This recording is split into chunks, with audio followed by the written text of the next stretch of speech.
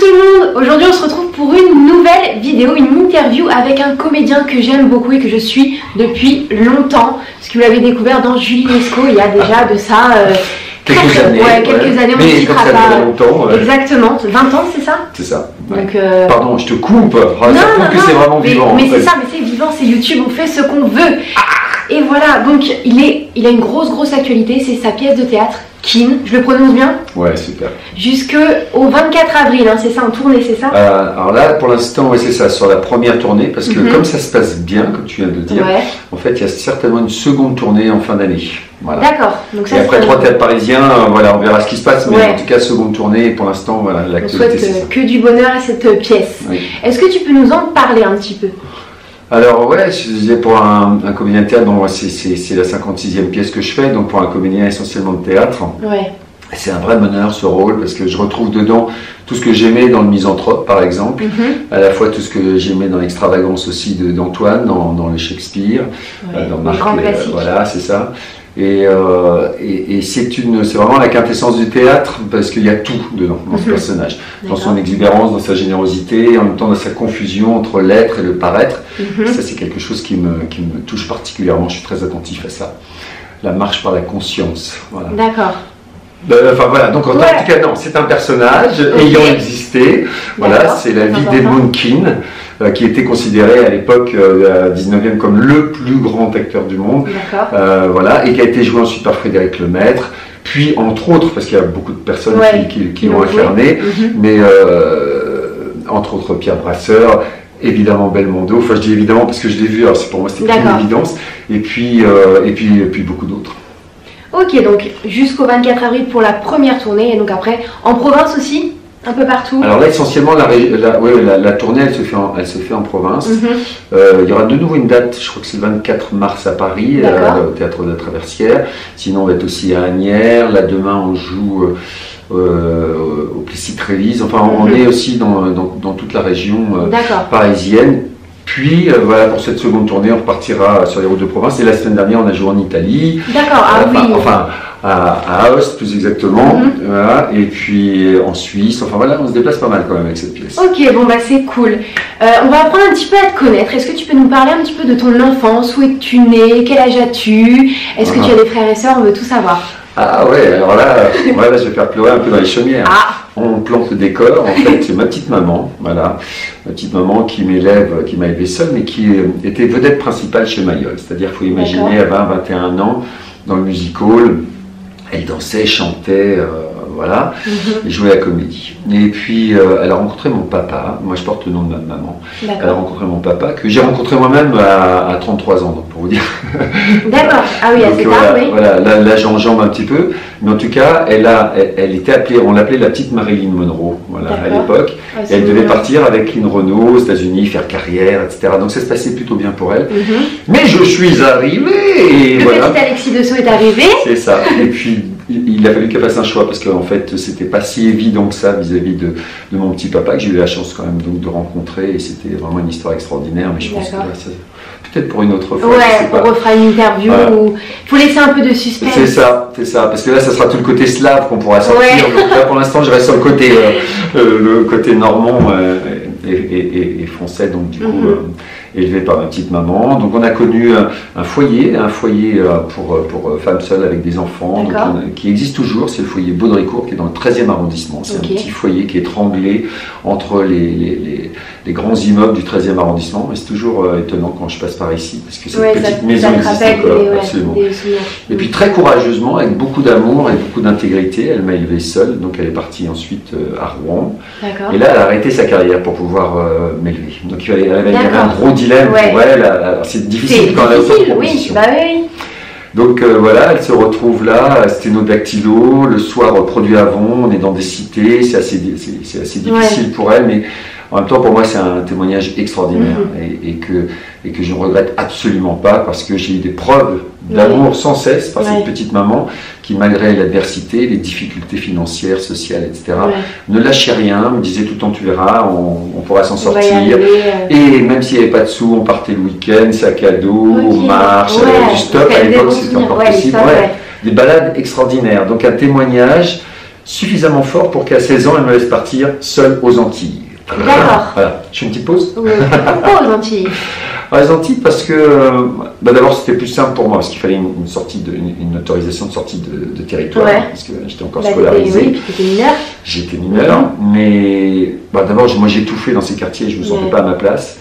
Et il fallait, il y avait comme une lacune linguistique, parce que du coup, voilà, tu ne parles pas suffisamment bien anglais, donc après tu es précis.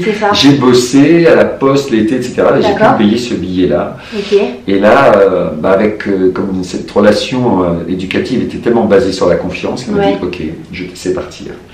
Donc en pensant que je reviendrai une semaine après, je suis resté quand même plus de 6 mois. D'accord, ah oui. Donc dans une famille martiniquaise, donc j'ai appris plein de choses là-bas. Oui, tu as énormément de... Tu as été un petit peu partout, tu es un touche-à-tout et tu as énormément de culture en toi.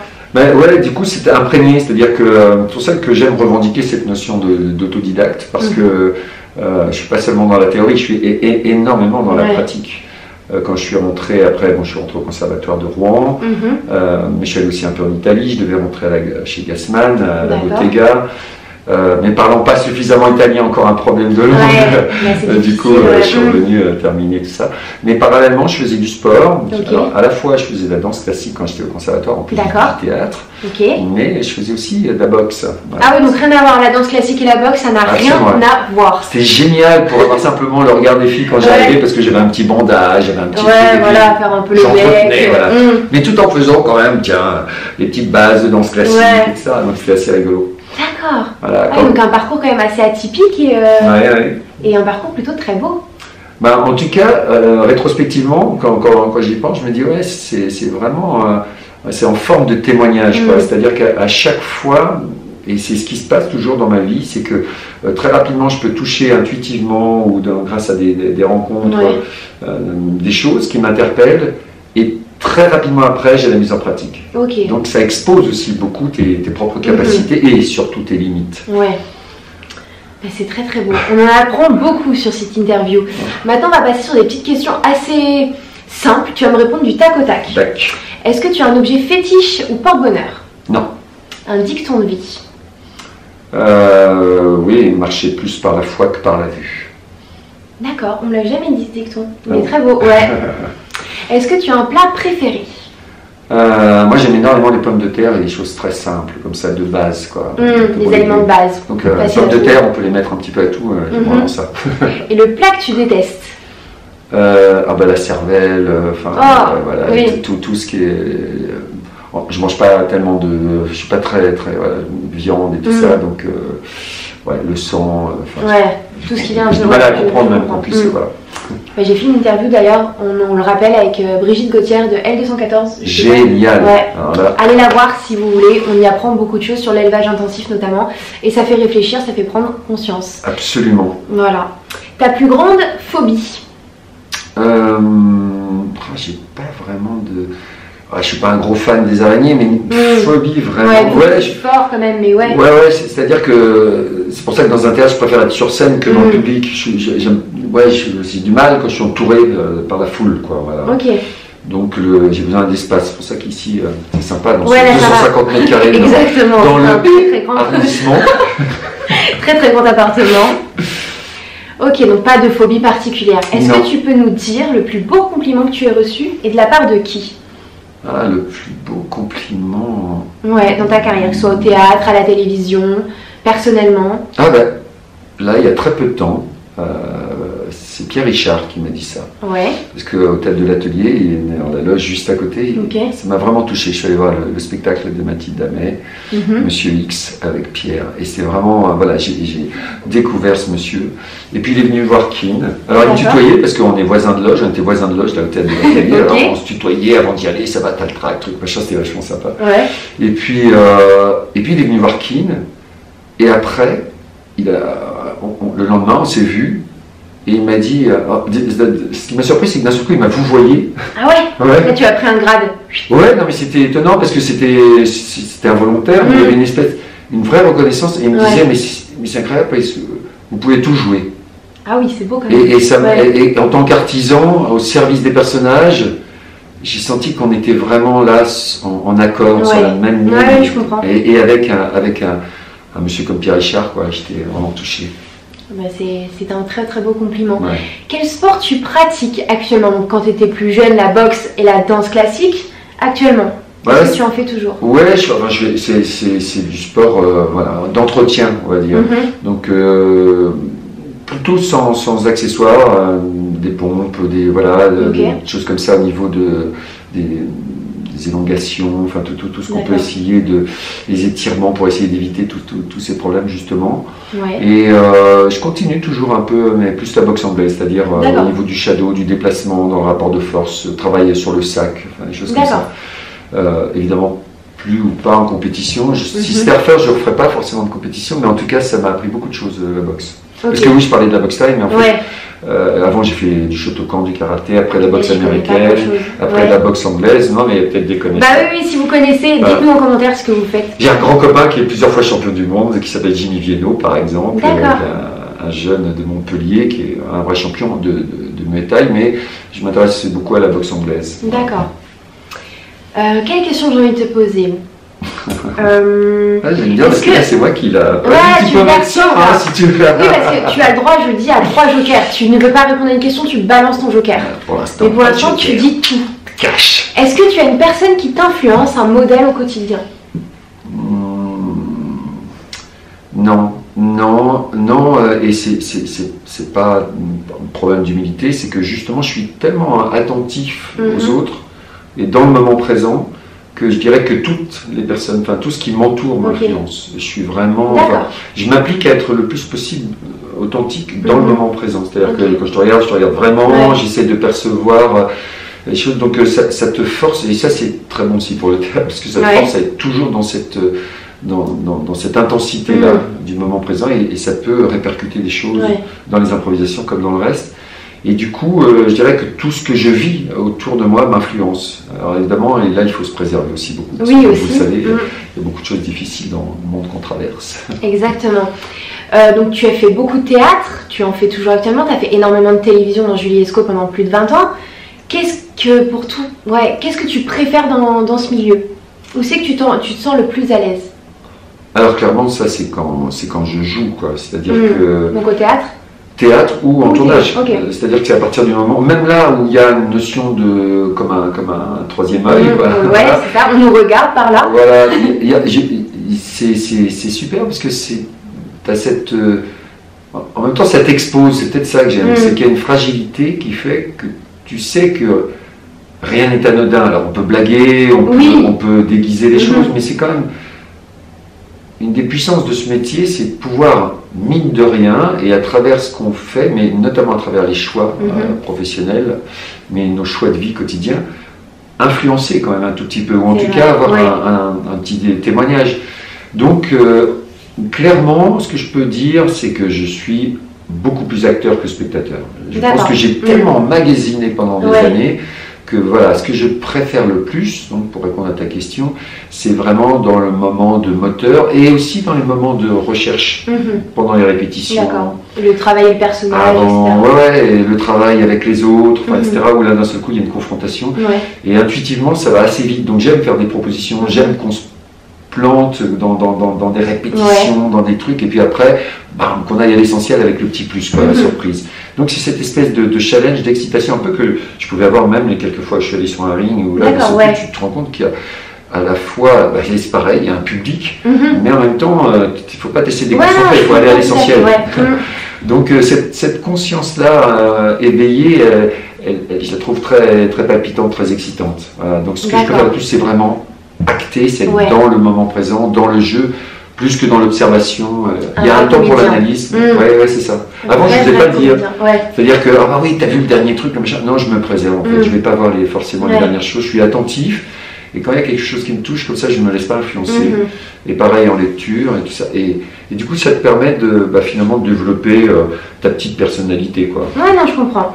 Est-ce que tu peux nous parler un petit peu de tes projets donc en 2020? Donc la première partie de la tournée va se terminer, donc on a dit vers le 24 avril. Il y aura sûrement une deuxième partie de tournée pour la pièce Kin. Est-ce que tu as d'autres projets en cours? Ouais, j'en ai plusieurs. D'abord, j'ai une compagnie qui est en Normandie qui s'appelle Ciné-Théâtre. Et donc là, il y a plusieurs spectacles qui sont prêts à la diffusion. D'accord.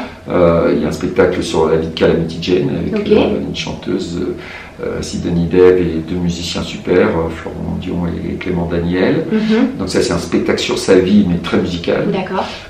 Il y a un spectacle qui est prêt, qui demande aussi à être diffusé, qu'il a déjà été un petit peu, on se rend compte que ça fonctionne très très bien en région. Tant mieux, ouais. Et donc ça serait super que ça joue à Paris, c'est La Bonne Plante, dont un vrai boulevard, années 60, très bon enfant, mais rythmé, dynamique, quoi, des portes qui claquent, des quiproquos, un vrai moment de pur bonheur comme ça, et donc un clin d'œil à Bourvil. On va célébrer les 50 ans de sa mort très prochainement. Enfin, et entre autres, bon, je suis normand, je suis né en Normandie, donc voilà. Normand. Voilà, là aussi il y a une connexion avec Bourvil, et c'est pas pour rien que la compagnie Cinétact est basée près de Dieppe. D'accord. Voilà, dans les autres spectacles qui sont en cours, donc il y a Le Choix des âmes, que je joue avec Stéphane Titeka, qui est aussi le Salomon dans Keene. Et là, on va jouer à Constance en Allemagne, là, dans mi-mars, entre ces dates de Keene. Et j'ai un très beau projet de nouveau avec Stéphane sur l'aviation, mais là, je ne peux pas en dire plus, mais normalement, la création se ferait à Avignon 2021. Voilà, où on en est avec Marie-Lu Productions, avec la production avec laquelle on travaille pour Keene en ce moment sur la tournée. Alors c'est pas terminé, hein, tu vois. Allez, du coup, j'adore. Je joue.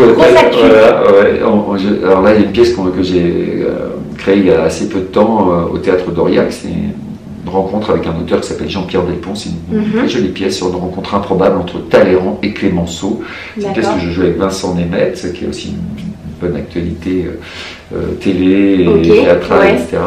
Et donc, bon, là par contre, les autres pièces dont je parlais, j'étais metteur en scène. Oui, parce que tu es metteur en scène aussi. Voilà, je fais de la mise aussi. Voilà, c'est ça. C'est vraiment touche à tout. J'ai réuni en tout cas toutes ces énergies et après, intuitivement, je vais assez vite sur la direction d'acteur, c'est quelque chose qui m'intéresse bien.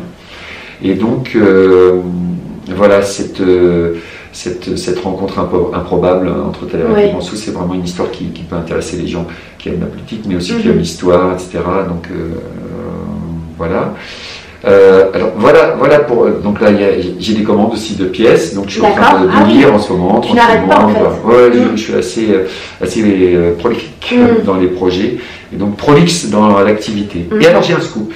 Je veux un scoop. Sur Boomka, on adore les scoops. Voilà. Ça fait 4-5 ans, j'ai eu plusieurs agents, j'ai dû en avoir 9. D'accord. Voilà, en même temps, avec une longue carrière comme ça. C'est ça, ma petite fille, quand même. C'est vrai que finalement, le temps passe assez vite, et donc on a plus de 35 ans à peu près. Ouais, donc c'est bien déjà, c'est une chance d'avoir fait 35 ans de carrière. Absolument, voilà. Et de se dire, c'est un artisanat extraordinaire. Là, pendant 4-5 ans, j'avais mis un peu de côté tout ce qui est image, enfin, sauf les courts-métrages, parce que moi je suis un fanat, surtout des films d'auteur, donc je fais régulièrement des courts-métrages. Et voilà, donc là j'ai parlé que des projets théâtraux, mais j'en ai plusieurs, là je tourne la semaine prochaine sur un autre court-métrage, enfin j'en fais assez régulièrement.